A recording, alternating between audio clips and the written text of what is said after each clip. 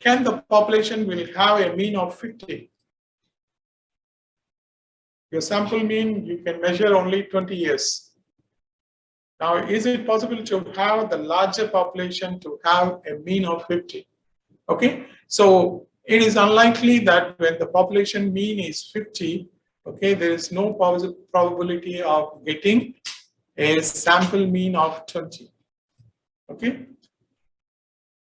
so getting a sample mean of 20 is so unlikely if the population mean was 50. Okay, so you can conclude that the population mean must not be 50. But here we are not doing any calculation, but based on the perception of the numerical values. Okay. So next, let us look at the testing process. So in this process, in this example, we were given that the mean is 50.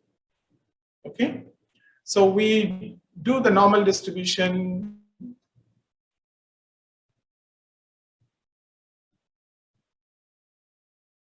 Okay. So when you get a sample mean of 20, so you get a sample mean of 20. Okay, so when population mean is 50 here, so getting a sample mean of 20 is unlikely. Okay, so we will not reject, we reject the null hypothesis that the mean is 50.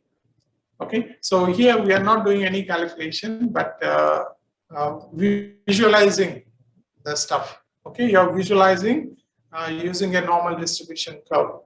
Okay, when the mean is 50 at the center, okay, this is far away from the mean. Okay, to do the hypothesis testing, again, we need to have the critical values. Okay, so we need to find out how far is far enough. So what should be the value of your sample size? Now, to do that, what we need to do is we try to find out the critical values for rejecting or accepting the null hypothesis. So now when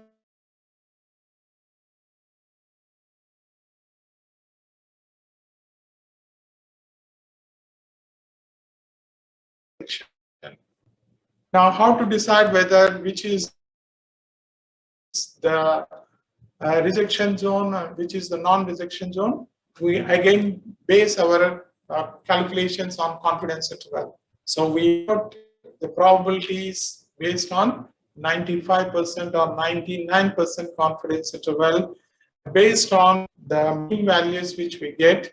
So we can compare with the population mean, then we can reject or do not reject null hypothesis. Look into the calculations, that will be much clearer. Okay, so there are two types of errors in doing hypothesis testing. This is again academic interest. So the type 1 error refers to, okay, rejecting a true null hypothesis. Okay, so the type 1 error in hypothesis testing refers to rejecting a null hypothesis which was true. And this type of error is a false alarm, and this mainly depends on the alpha, the critical value. Okay, so this critical value refers to the significance of the test. Next type of error is type 2 error. So type 2 error refers to rejecting a false null hypothesis. Okay, so you have failure to reject a false hypothesis. Okay, so though the hypothesis failed, so that error is called the type 2 error.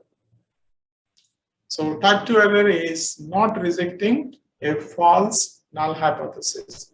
Now type 2 errors are something reference to a missed opportunity. Now in this case, the probability of type 2 error is beta.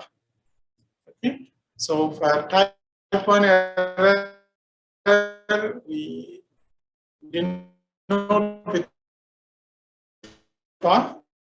Okay, we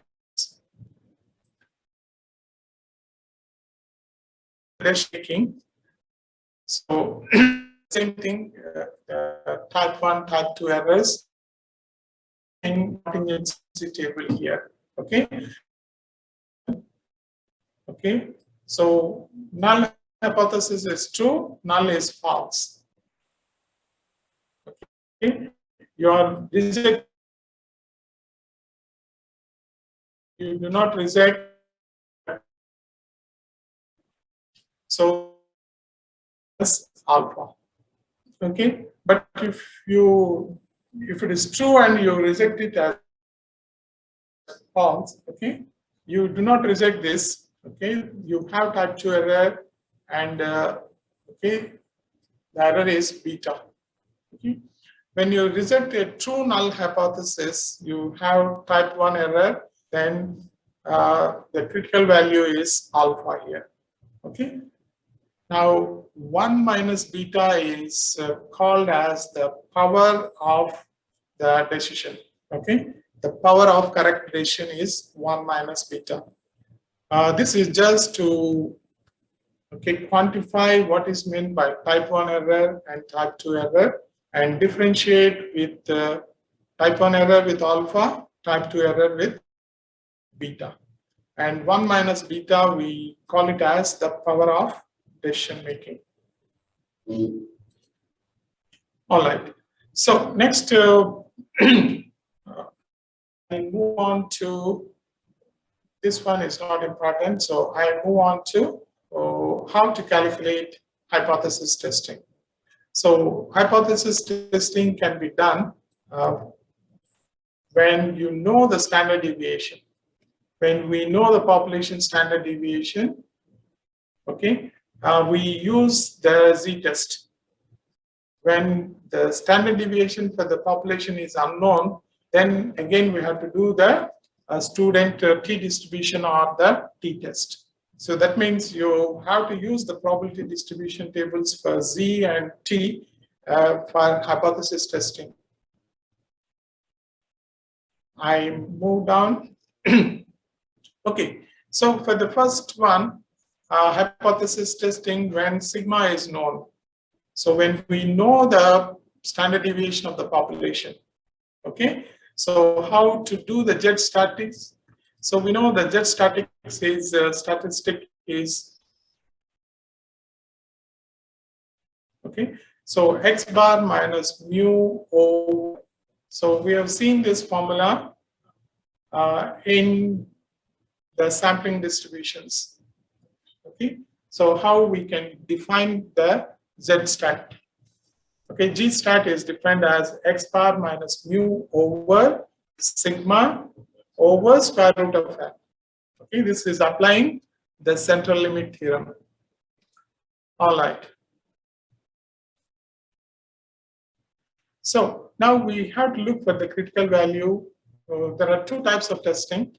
One is based on the critical value. So the other one is based on the probability.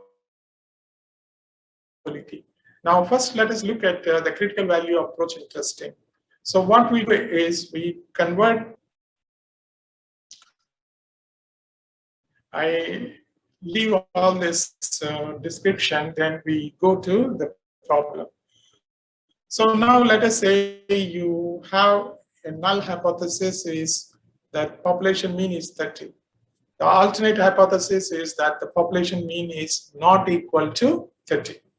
Okay, so now we can reject this or do not reject this null hypothesis if we know the reject.